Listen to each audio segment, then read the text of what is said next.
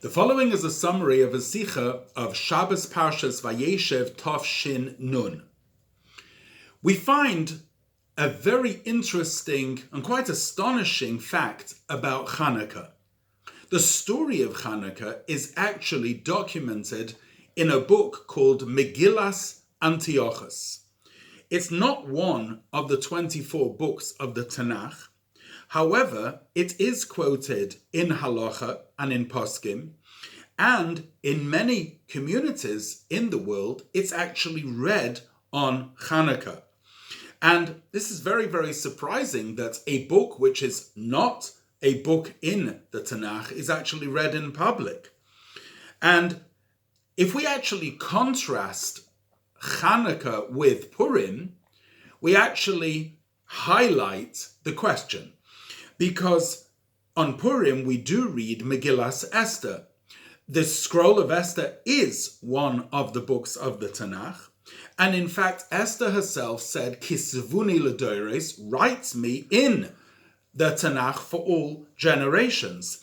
And the book of Esther actually has an advantage over all the other books of the Nevi'im and Kesuvim, in the sense that the Rambam says that in time to come, all the other books of the Nevi'im and the Kesuvim will not be read in anymore. However, the book of Esther will be read just like the 5 books of Moshe, L'chamisha Chumshei Torah. So the book of Esther has a very elevated status. In contrast, the Megillas Antiochus is not part of the Tanakh. There is no obligation to read it whatsoever. And yet, we do find that in certain communities, it is read. It's quite astonishing. There's another major difference between them. The Megillah of Esther is called after an Isha Tzidkonis, a righteous woman, after Esther. Esther being Esther Hamalka, a descendant of Sarah Imenu. And yet, Megillas Antiochus is called after a tremendous Rasha. It's not even called after Matisyo or after the Maccabees, but it's called after a wicked person, Antiochus, a person who in fact leveled these terrible decrees against the Jews to begin with. Why is the scroll called Megillas Antiochus? Let's start by having a look at the novelty and the infusion that Hanukkah and Purim bring. Both of them have to do with the elevation of the world from below, the idea of transformation. Because both of them are a story about prevailing darkness to begin with. By Hanukkah, the Greeks entered the temple precinct, defiled all the oils, and there was a battle in which Giborim, the mighty, were given into the hands of the weak. And thereafter, of course, was the miracle of the 8 days of the menorah. We find similarly by Purim, Haman leveled a final solution decree against the Jewish people. There was in the beginning choshech, darkness, and through the Mesiras Nefesh of the Jews in that times, the decree was overturned, v'nahafoichu, there was a turnabout, and the Jews celebrated. And since both of them are about this turnabout from below, both of them therefore are a yontav which is midivrei sofrim, it's midrabanan, it's instituted by the rabbis from, if you want, from below, from ourselves, and also it brings and elicits such a light that it can be celebrated even on a day in which malacha, work, is permitted, unlike Yom Tov and Shabbos when work is prohibited. The great lights of Hanukkah and Purim can come all the way down even to the most mundane levels on which work is permitted. And although Hanukkah and Purim have that common theme, nevertheless, there is a major difference between Hanukkah and Purim. On Purim, the celebration is in the realm of holiness. We read the Megillah in the synagogue. We have a Su'udas Purim, a Purim meal with a family or with a community, and we send gifts, each one to the other. So it's all within, if you want, the Jewish community. On Hanukkah, however, what is emphasized is that in addition to the Hallel and Hodah, the thanksgiving which was given in the shul, there's this element of publicizing the miracle outside, to the public domain, to the nations of the world. And that's emphasized in two principal areas. Firstly, in the place where the candles, the Hanukkah candles, are to be placed. Mitzvah lahanicha mi Pesach beisa lechutz. There is a mitzvah to place it by the doorway, facing the outside, in order that there should be a pirsum hanes, a publicity of the miracle, not just to the Bnei Bayis, to the family, but also to those people who are outside. And secondly, in the time of the lighting is lit at the Shkia, at the sunset, when it's getting dark. And the candles, the lights must stay alight ad dekalia rigla de Talmudoi min ashuk, says the Talmud, until the feet of the Talmudians have disappeared from the marketplace, which in that passage there are two interpretations. What does it mean? Ad dekalia rigla de Talmudoi, who were the Talmudians? So one interpretation is that they were a nation who gathered wood, and they would delay in the market so that people who were going home from the marketplace would be able to purchase wood for their fire, for their cooking, etc. And a second interpretation is these were poor people who would hang around in order to gather wood from what was ownerless, what was hefker over there. But whichever interpretation it is, they represent the nations of the world. And certainly, if we look at the Pirush HaPinimi, the inner interpretation in the passage, ad dekalia rigla de Talmudoi, Reshus HaRabim, the public domain, as opposed to the private domain, denotes spiritually the place of klipos, the place of sitra achra, of the opposite of holiness. Holiness is in the private domain. In the public domain, there you have diversiveness and you have klipos. The Talmudoi represent the people who are moirdim. The root of the word Talmudoi comes from the word merida, which means a rebellion. Those people who rebel against Hashem. Ad dekalia rigla de Talmudoi can mean that the word kalia means, from the word kiloyan and bittul, the Talmudians, who represent those who rebelled against Hashem, were destroyed, and they were nullified by the light of the Hanukkah candles. In other words, even the regel of the Talmudoi, which means not their intellect, but even the regel, their foot, their illogical, rebellious streak, was transformed through the mitzvah and the light of Hanukkah, which this in general is through the Tariag mitzvahs, the 613 mitzvahs of a Jew and the 7 mitzvahs of the Gentile. And so therefore, Purim really represents the transformation by and within the Jewish community, ad lo yada, until we don't know the difference between Orah Haman and Baruch Mordechai. Hanukkah represents not just the Hallel v'Hodah, the thanksgiving and praise within, but even without. It reaches out into the darkness and transforms even the rebellious ones who have rebelled against God, that they too should be transformed. This can be better understood by understanding the concept of the refining of the 70 nations using the language of the nations. In Avodas HaBirurim, in the refining avodah of this world, there are two ways to do it. First is milamayla lamata, from above below.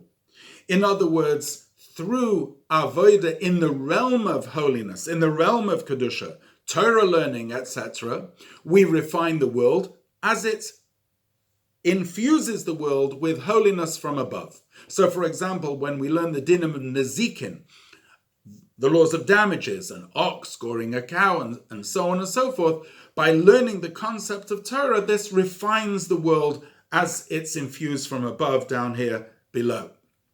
The other way is milamata lamaila, is from below above, and that is achieved through the fact that Jews are mefuzar or mefoired bein ha'amim, are scattered amongst the nations, and they are enclosed within the garments of the nations, and through that being embedded within the nations, they can elevate the nations from below.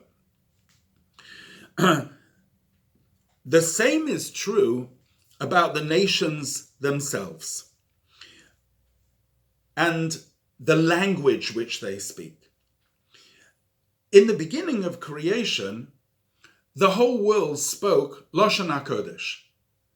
And that was the case until the Migdal Bavel, the Tower of Babylon, after which Hashem mixed up the language of the nations, and there came many, many languages, until 70 languages. In fact, it's quite astonishing that even before the Tower of Babylon and before the generation of the Haflaga, of the dispersion, it's well known that there is a zihirus, a warning that one has to use Lashon HaKodesh, the Hebrew tongue, for holy purposes and not for things which are mundane.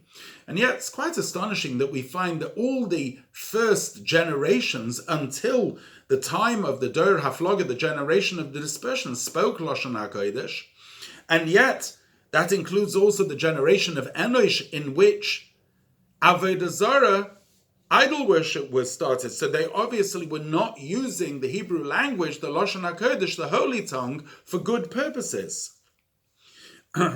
And in fact, Lashon HaKodesh is sourced in the Asara Mamoris, in the 10 utterances with which the world is created.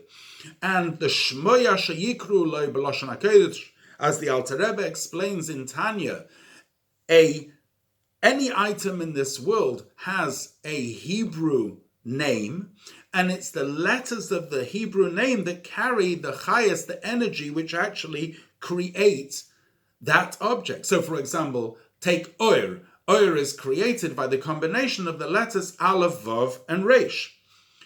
Other languages are just by consensus. They don't represent the very essence of the creation. In fact, that was the greatness of Adam Harishon, in that Adam, he was able to discern and to see within each creation its source in the Hebrew language, and therefore when he gave a name to something, he was actually giving the tag, if you want, to the letters which actually, when combined, created that entity. And the first generations, although they didn't use always Lashon HaKodesh for the correct purposes, nevertheless, they had the ability, by speaking Lashon HaKodesh, to reveal within the world the divine energy which was carried in those letters.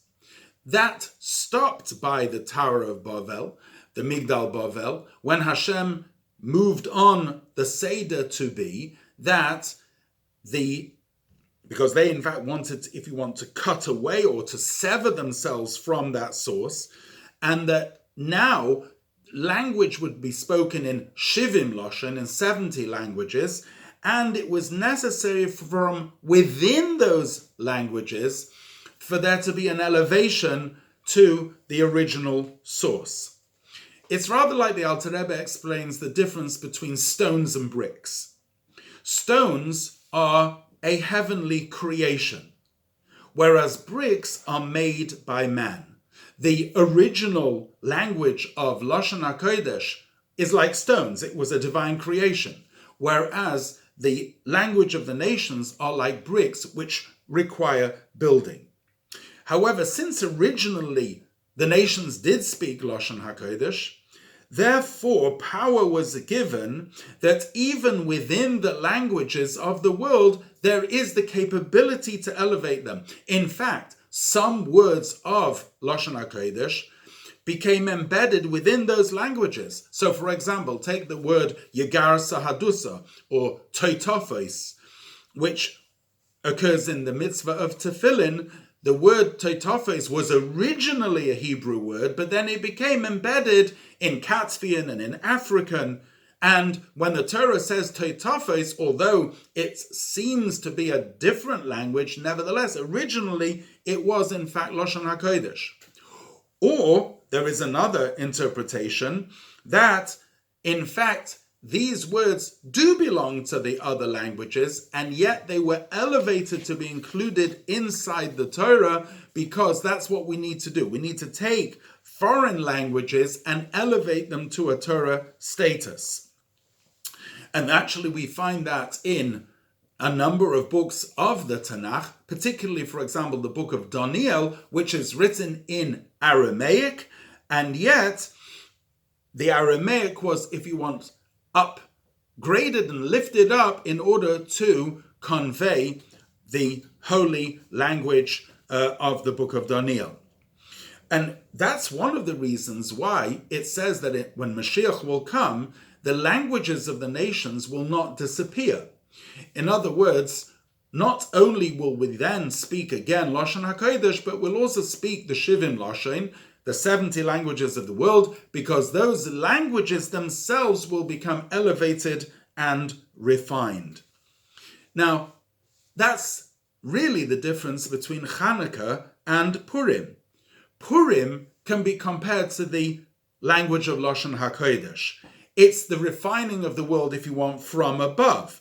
And that's why Megillas Esther became one of the 24 books of the Tanakh, because it's a refining of the world down below through an infusion of holiness from above. In contrast, Hanukkah represents the idea of reaching out to the darkness, reaching out to the marketplace, to even those who rebelled against Hashem in their place and in their language. And that is all a preparation for the time in future when those nations and languages will be transformed to become vehicles for Hashem. And that's why the Megillah which we read on Hanukkah is called Megillas Antiochus, because he was a Rasha, and we state that. It's not one of the 24 books of the Tanakh, and yet it's read in certain communities, because what we want to do is, although it's not a mitzvah to read and it's not one of the 24 books of the Tanakh, nevertheless, we still do want to envelop and bring that in within the realm of holiness. This idea is also emphasized on the fixation of Hanukkah this year, and the year that we're talking about is the year Tov Nun, when on that year there were in fact 2 Shabbos of Hanukkah. And it also was the parsha of Vayeshev, in which the very opening of Vayeshev is Vayeshev Yankov Be'eretz Mugurei Ovev Be'eretz Canaan. It says 2 locations. One, Be'eretz Mugurei Ovev, in the place of the sojourn of his father, which is a place of holiness. Be'eretz Canaan, the word Canaan means mischer, merchandise, buying and selling, meaning the place where there are sparks of holiness in the world out there that need elevation. We'll now also be able to understand a very fascinating episode that occurs every year on the night of Nittel, the 25th of December, where the Minhag Yisrael is not to learn Torah, because it would bring chayas to the klippos, it would bring vitality to the side of unholiness. And yet we find a very fascinating thing that the Rabbeim, the Rebbe Rashab, instructed, or at least sat by that, and instructed that people should play a chess game. In fact, there is this famous picture of the Frierdiker Rebbe and the Rebbe playing chess on the night of Nittel. And this is a fascinating instruction, that even at the time that we cannot learn because of the danger of bringing chayas, energy, into the klippas, nevertheless, we shouldn't waste time, but we should actually use the time for some good purpose. And in this sense, it was playing chess. It's a game which has a lot of chokhmah. So by playing chess, one in fact sharpens the mind. It's also a great Kiddush Hashem when the nations of the world see that Jews can play chess and play it well. And of course, it's a great toyalis of utility for those who actually buy and sell the actual game. And therefore, on Nittel, even though we can't learn, we should use it out for, as we said, some utility, whether it's playing chess, tzedakah, chesed, working in the house, etc. In fact, there was a story that there was a Talmud, a student, a yeshiva student, who didn't have buttons. There was a number of buttons missing on his garment. And when he was asked, why doesn't he fix the buttons? He replied, because if he does that, he won't have anything to do on the night of Nittel. On the night of Nittel, that's what he was doing. And that's very important because the yeshiva students, of course, tied and buttoned his garment right over left, which is the way Hasidim do, in order that the right side should overpower the left side. The lesson from all this is that in addition on Chanukah to adding in Neir Mitzvah v'Torah Or, in addition to that, there has to be the spreading of the light outwards to the outside. Primarily to the outside within oneself, so that all one's deeds should be for the sake of heaven and to know Hashem in all one's ways, even when not openly engaged in the realm of holiness. Outside also to one's household, to one's boys, that they should light the menorah, to the girls, that they should be involved in the mitzvahs of Chanukah, and to fulfill the custom of giving Chanukah gelt, and at least twice during Chanukah, and if possible, every single day of Chanukah.